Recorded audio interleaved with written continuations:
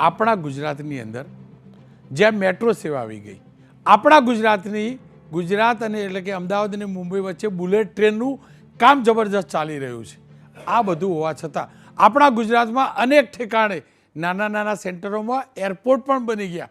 Ahmedabad કેશોદની flight ચાલુ થઈ ગઈ, અમદાવાદ સુરતની તો 2-3 વર્ષથી ચાલુ થઈ, 4 વર્ષથી. પણ આ તમામની વચ્ચે આજે પણ પરિવહન સેવાનો ક્યાંક અભાવ છે, તો ક્યાંક જાણકારીનો અભાવ છે, તો ક્યાંક બેદરકારી છે. અને એટલે જ એના મુદ્દે ચર્ચા કરવી જરૂરી છે, મુદ્દાને સમજવો જરૂરી છે. અલગ અલગ દ્રશ્યો જોજો તમે, રાજકોટ હોય, મોરબી હોય, પાટણ હોય, પંચમહાલ હોય કે અમદાવાદ, કયા પ્રકારની જોખમી મુસાફરી થાય છે. શરૂઆત આપણે પંચમહાલના ગોધરાથી કરી લઈએ. ગોધરા અને કાલોલ વિસ્તારમાં ખાનગી વાહનોની અંદર જે રીતે મુસાફરીનો વિડીયો આજે સામે આવ્યો છે, અને ખાસ કરીને આ વાહનોની અંદર આપણા નાના નાના સ્કૂલે જતા બાળકો ઘેટા બકરાની જેમ આ ટેમ્પો હોય કે જીપ હોય એમાં જે રીતે લટકીને જાય છે ને, દર્દ થાય છે. ક્યાંક એવું લાગે છે કે આ કદાચ દ્રશ્યો મિક્સ કરેલા છે. મારા ગુજરાતમાં આ સ્થિતિ ન હોવી જોઈએ, પણ છે, એ માનવું પડશે. આપ જોઈ શકો છો. હવે રાજકોટ લઈ જાઓ, રાજકોટના કણકોટ રોડનો આ વિડીયો જોજો, રાજકોટનો આ વિડીયો જોજો. ગાડીની છત ઉપર પેસેન્જરો કેવી રીતે બેસાડ્યા છે આના ઉપર. આ બોલેરો છે, અને આ કોણ છે પાછા? આ બધા અમે ઝૂમ કરીને ચેક કર્યું તો આ બધા કેટરિંગવાળા છે. કેટરિંગના જે કામ કરનારા લોકો છે એ કેવી રીતે જિંદગી જોખમમાં મૂકીને મુસાફરી કરી રહ્યા છે. હવે કેટરિંગવાળો દુનિયાભરનું કમાતો હશે, તો એ જે પણ નફ્ફટ નાલાયક કેટરિંગવાળો હોય એ સમજી લે આ બધા જીવ છે, આ જીવ છે. આપણા ત્યાં તો જાનવરની પણ આપણે કાળજી રાખીએ છીએ, અને આ કેટરિંગના કામદારો છે ને એના થકી ભાઈ તારો ધંધો ચાલે છે. કેવી સ્થિતિ છે આ જોઈ લો. હવે રાજકોટનો રિક્ષાની વાત કરી લો. રિક્ષાનો પણ આ વિડીયો જોજો તમે.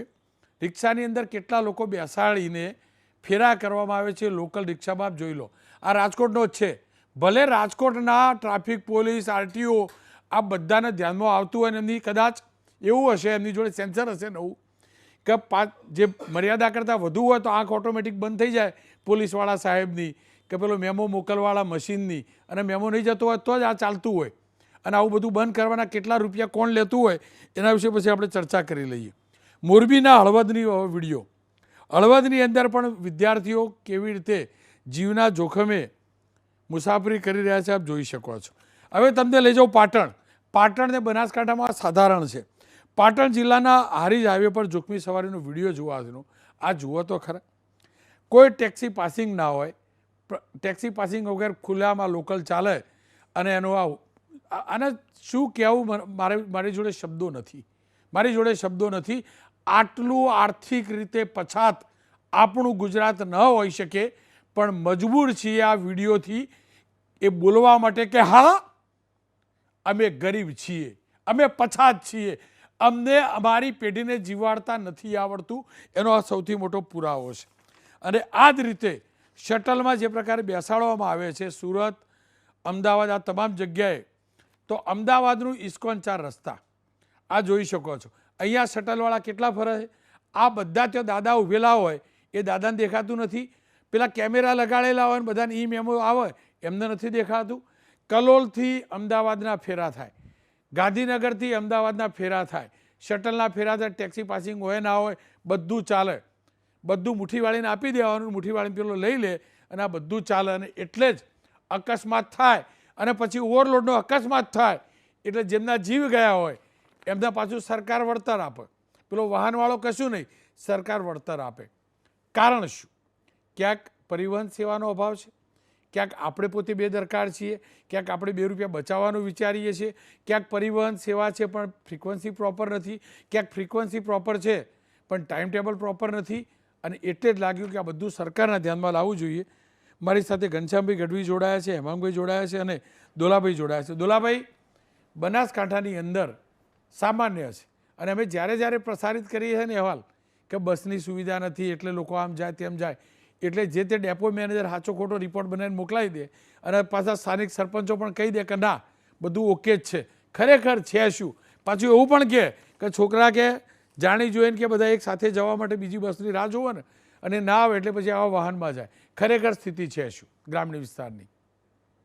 રોનકભાઈ, પેલા તો એબીપી અસ્મિતાને આપના ટીમને પૂરો ધન્યવાદ આપું છું કે જે ખરેખર જે અવાજ ઉઠાવવાનો છે આજે આપણે ઉઠાવ્યો છે.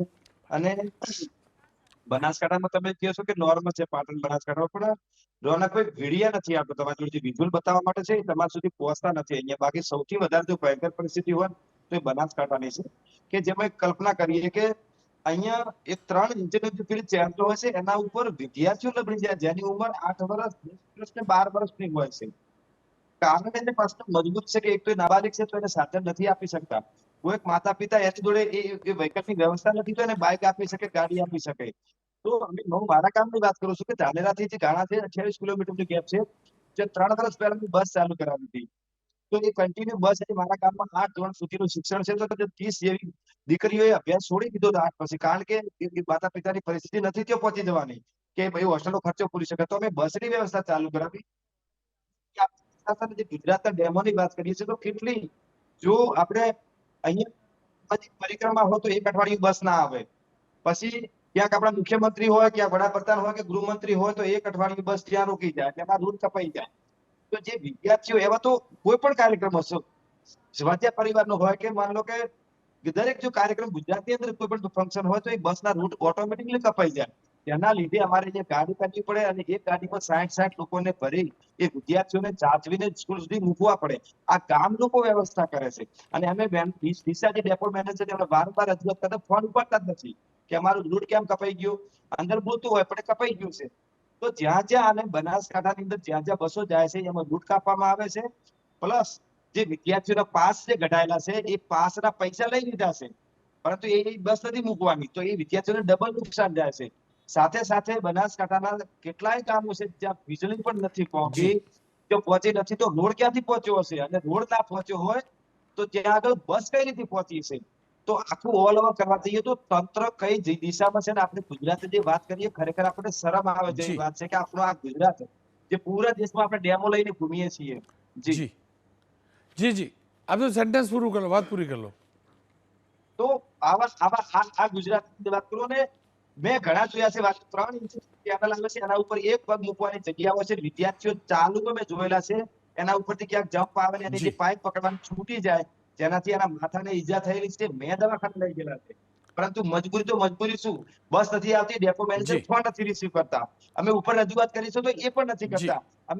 એસટીના મંત્રી જે ખરા ને, પરિવહન મંત્રી, એમનું વતન તમારું બનાસકાંઠા જ છે. હું હર્ષભાઈ સંઘવી સાહેબની વાત કરું છું. કોઈના થ્રુ વાત પહોંચાડજો. કદાચ એક હવે તો ધારાસભ્ય વધી ગયા એ બાજુ ભાજપના, એટલે કદાચ વાત પહોંચશે. અને હું જે સામાન્ય બોલ્યો તો હું એટલે બોલ્યો કે દરરોજ એવું તમારે ત્યાંથી તો દરરોજ એવા દ્રશ્યો આવે. આ પૂરા બનાસકાંઠાની વાત છે આવી. બિલકુલ. ખેર, મારી સાથે હેમાંગભાઈ જોડાયા છે. હેમાંગભાઈ, શું કારણ પરિવહન સેવા પ્રોપર જોવા મળતી નથી ને આ પ્રકારે લોકો લટકીને જાય છે? હું ચોખ્ખું કહું છું, હું તો સ્પષ્ટ છું કે હપ્તાખોરી ચાલે છે એટલે આરટીઓ, પોલીસ, ટ્રાફિક બધા મોઢું સેવી લે. અમદાવાદમાં લોકો ના દેખાય, બધાને ખબર. શું કારણ આ બંધ નથી થતું? જો રોનકભાઈ, સૌપ્રથમ તો આ બહુ જ મહત્ત્વનો મુદ્દો છે. થોડા સમય પહેલાં, એટલે 1-2 મહિના પહેલાં, કાજલ ઓઝા વૈદ નામના એક સાહિત્યકાર છે, એમણે કાલુપુર સ્ટેશને એક વિડીયો મૂક્યો હતો. અને એમાં એમણે લખ્યું હતું કે કોઈ રિક્ષાવાળો કાલુપુર સ્ટેશનથી નીચે ઉતર્યા અને કોઈ પણ રિક્ષાવાળા ભાઈ એમને મીટરથી લઈ જવા માટે તૈયાર નથી. પૈસા નક્કી કરો અને આવો. કોઈ પણ રિક્ષાવાળા વ્યક્તિ એમને મીટરથી લઈ જવા માટે તૈયાર નથી. આ એક શરૂઆતની મેં તમને મારી ઓપનિંગ રિમાર્ક્સ આપી. વાત એ છે કે સમગ્ર ગુજરાતની અંદર શહેર હોય કે ગામડા હોય, ટ્રાન્સપોર્ટેશનની સુવિધાઓ જે છે એ તો સરકારે આપવાની હતી, આપી શકી નથી. પરંતુ આ પ્રમાણે જે બાજુમાં દેખાય છે એ પ્રમાણે છકડા, રિક્ષાઓ, ભૂતકાળમાં તમે એક સરસ મજાનો અમિતભાઈ ચાવડાએ ટ્વીટ કરી હતી, જે બાળકો જીપમાં જતા હતા, એનો પણ તમે એક કાર્યક્રમ કર્યો હતો. આ બધાની પાછળ હું તમને અમદાવાદની વાત કરું એટલે ખ્યાલ આવે. તમે જે કીધું કે હપ્તાનું નેટવર્ક છે, પણ એ સુવ્યવસ્થિત છે. સુવ્યવસ્થિત એટલે નાના 4 રસ્તાના કોન્સ્ટેબલોથી માંડીને છેક ઉપર સુધી ગાંધીનગર સુધી આના હપ્તા પહોંચે છે. મેં એક રિક્ષાવાળા ભાઈને કીધું, મેં કીધું તમે આ રીતે શટલ લઈને જાઓ છો તો તમને રોકતા નથી. એટલે એમણે કીધું જો બાજુમાં મેં સ્ટીકર લગાવ્યું છે. આ દર મહિનાના અમને સ્ટીકર આપે છે અને એક મહિનો ચાલવાના અમે 7 થી 10 હજાર રૂપિયા આપીએ છીએ. આ સ્ટીકર લગાવેલું હોય રિક્ષામાં એટલે અમારી રિક્ષા કોઈ પકડે નહીં, અમારી રિક્ષા કોઈ ડિટેન ના કરે. જો સરકારને કરવું હોય, જો પોલીસને કરવું હોય, જો આરટીઓને કરવું હોય, બધું કરી શકે છે ભાઈ. કેમ હમણાં 18-20 હજાર વાહનોનું ચેકિંગ કર્યું, 3000 વાહનોને ડિટેન કરી નાખ્યા. સામાન્ય મધ્યમ વર્ગના ટુ પણ પાછા રોકું પાછો સાંભળો ને, એમાં પાછા આ નતા, આ લોકલ જે ફેરા કરવાવાળા એમાં કોઈ નહીં, એ નતા. એ નહીં રોનકભાઈ, 3000 વાહનને ડિટેન કર્યા. એની અંદર મોટર વ્હીકલ એક્ટ પ્રમાણે એવું છે, આ તો હું તમારા માધ્યમથી લોકોને જાગૃતતા પણ ફેલાવવા માગું છું. પહેલાં તો સામાન્ય કોઈ કોન્સ્ટેબલ, હોમગાર્ડ કે પછી કોઈ પણ જે અત્યારના ટીઆરબી જવાન છે એ કોઈને મેમો આપી શકતા નથી.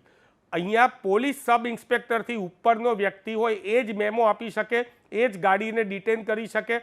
તમારી જોડે ગાડીના કાગળ ના હોય તો પણ તમને બતાવવા માટે મોટર વ્હીકલ એક્ટ પ્રમાણે 15 દિવસનો સમય આપવો પડે.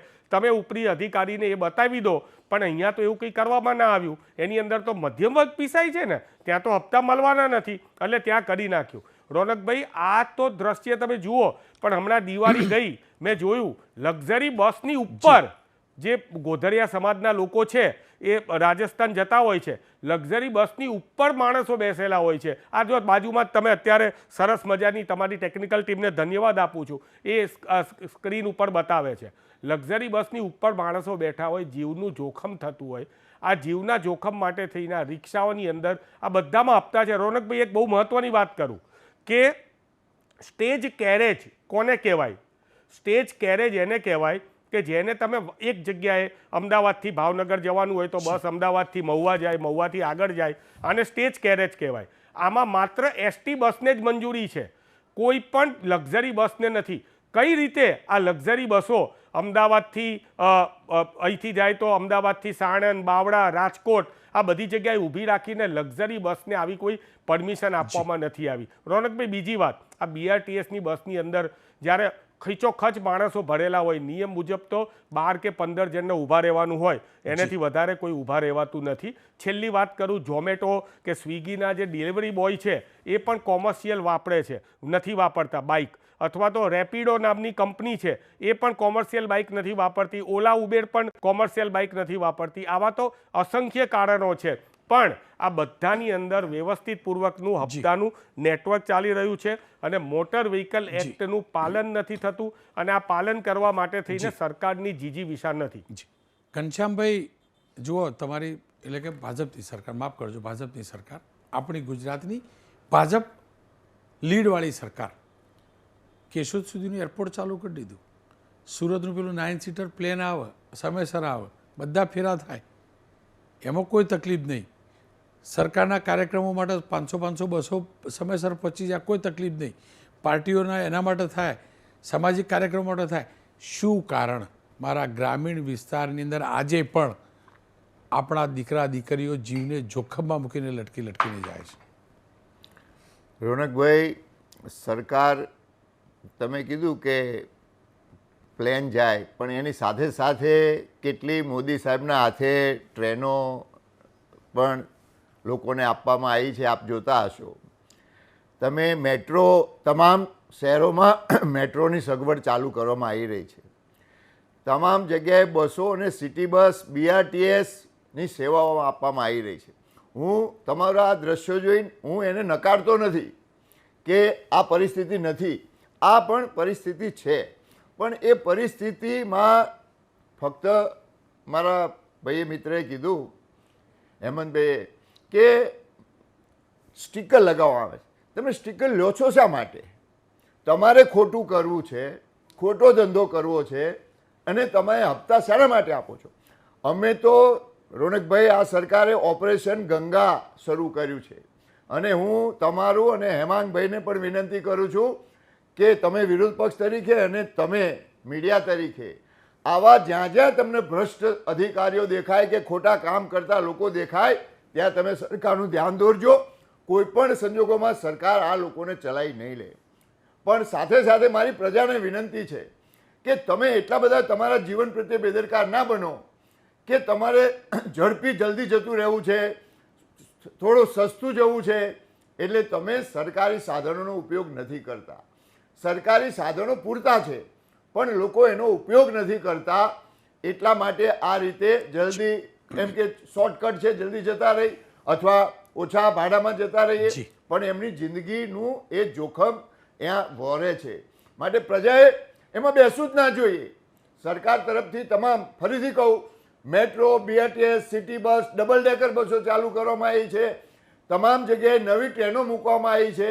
અને છતાં ક્યાંક હશે અંતરિયાળ વિસ્તારમાં આવા લોકો જતા હોય તો ત્યાંના હું સરપંચોને કે ચૂંટાયેલા સભ્યોને, તાલુકા જિલ્લા પંચાયતના સભ્યોને પણ વિનંતી કરું છું કે સરકારનું ધ્યાન દોરો. કદાચ ક્યાંક સરકારનું કોઈ ટેકનિકલ કારણથી ત્યાં ના વાહન જઈ શકતું તો ધ્યાન દોરો, તો ત્યાં જી. પણ વાહન પહોંચાડવામાં આવશે. પણ આ દેશનો કોઈ પણ બાળક, વિદ્યાર્થી, આ જી. ભારતનું ભવિષ્ય છે. રોનકભાઈ, તમે જી. સારું આ પ્રજાની સમક્ષ લાવો છો, જી. પણ સાથે સાથે તમે પણ વિનંતી કરો કે આ રીતે કોઈ એક રિક્ષામાં જી. કે એક બસમાં કે કોઈ છકડાઓ જી. જેવી રિક્ષાઓમાં ઓવરલોડ ના જાય, જીપોમાં ના જી. જાય. તમે પ્રોત્સાહન આપો છો. આવું કરીને તમે ગેરકાયદેસર ખોટા લોકોને જી. ખોટા કામ કરવા માટે પ્રોત્સાહિત કરો છો. એટલે એ રીતે જવું જ ના જોઈએ. તમે નહીં જાઓ તો ઓટોમેટિક એમનું બંધ થઈ જવાનું છે. હપ્તો કોઈને નહીં મળે, કોઈ જી. હપ્તો લેતા હશે તો. એટલે હપ્તા લેનારાને પણ હું તમારા માધ્યમથી કહું છું કે તમારી પણ ક્યાંય પણ આ જાણ થશે જી. તો કોઈ પણ હપ્તો લેનાર હશે, ગમે તેવો અધિકારી જી. હશે, એને છોડવામાં નહીં આવે જી, અને એને ઓપરેશન ગંગામાં ઘરે જવું પડશે.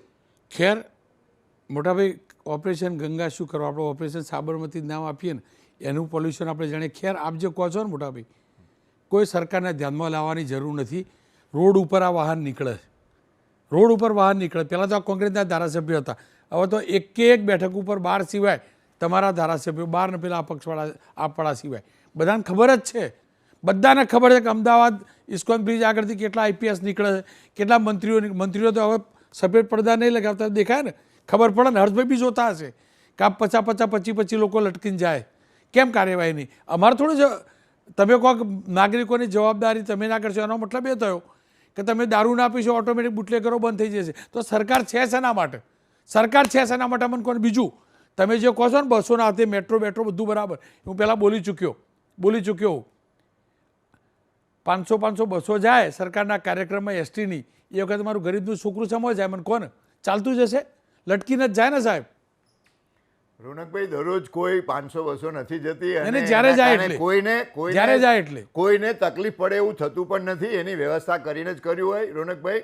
એટલે કોઈ એના કારણે કોઈને સ્કૂલે જવાનું તકલીફ પડે કે બીજામાં વાહનોનો સહારો લેવો પડે એ વાત હું માનતો નથી. બીજું, આપની વાત સાચી કે સરકારની પણ ફરજ છે ને, સરકાર એ ફરજ નિભાવે જ છે. સરકાર કડક ચેકિંગ ચાલુ કર્યું છે. તમે જ આમાં હમણે તમારા માધ્યમથી ખબર પડી કે સુરતમાં કાર્યવાહી સખત ચાલુ કરવામાં આવી છે. એ જ રીતે આખા ગુજરાતમાં આવા જે પણ ગેરકાયદેસર વાહનો ચાલે છે કે ગેરકાયદેસર લોકોને લઈ જવામાં આવે છે, એના માટે જી. કડકમાં કડક કાર્યવાહી કરવામાં આવી રહી છે અને થશે. જી જી હેમાંગભાઈ. મને માનનીય ઘનશ્યામભાઈ એમ કીધું કે આ તો પ્રજા જે છે એમણે એમાં ના બેસવું જોઈએ. તો એ તો પ્રજાની વાત છે, પ્રજાની ફરજ છે, તો પ્રજા કેમ બેસે છે? એમને પણ આવો જીવનો જોખમ લેવું નથી હોતું. એમને એટલા માટે બેસવું પડે છે કે તમે એ પ્રકારની સુવિધા આપી શકતા નથી. એએમટીએસની બસો છે એનું તમે ખાનગીકરણ કરી નાખ્યું છે.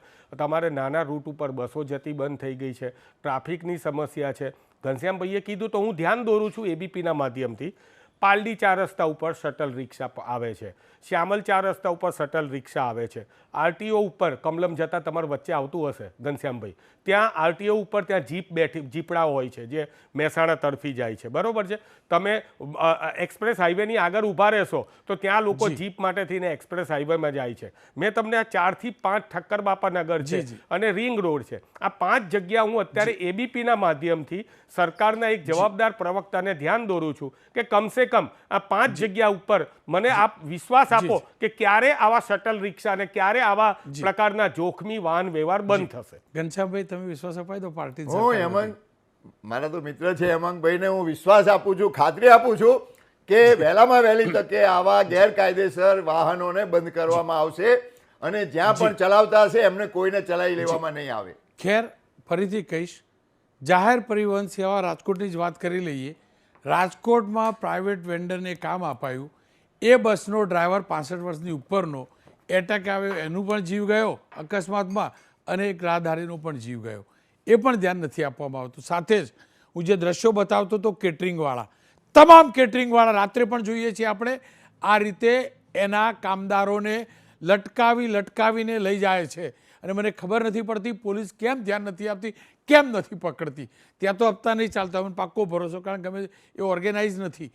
પણ જે ઓર્ગેનાઇઝ છે આ લોકલવાળા, આ જો આ કેટરિંગવાળો પકડીને બધું વાહન બધું લઈને કેટરિંગનો ધંધો બંધ કરાવો તો જ ઠેકાણે આવશે.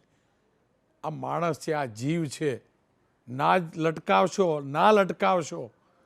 અને ફરીથી કહું છું, પ્રોપર પરિવહન સેવા આપવાની જવાબદારી સરકારની છે. પણ હા, ઘનશ્યામભાઈની એક વાત સાથે હું પણ એગ્રી છું, આપણે પણ એટલું તો સમજવું જોઈએ કે જીવને જોખમમાં મૂકી જો ન છૂટકી હોય તો હજુ પણ માની લઈએ, પણ જે ઓપ્શન હોય પરિવહન સેવાના ત્યાં જીવને જોખમે ન મૂકવા જોઈએ. સાથે છેલ્લે એટલું કહીશ, ટ્રાફિક પોલીસ હોય કે આરટીઓ, મહેરબાની કરીને આમાં હપ્તાબાજી ના કરશો. હપ્તા લેવાના કમાવાના બહુ રસ્તા તમે લોકોએ શોધેલા. મહેરબાની કરીને આમાં હપ્તાબાજી ના કરશો. જ્યારે અકસ્માત થાય છે ને એટલે જીવ જાય, અને જીવ માણસનો જાય, આટલા સમજી લેજો.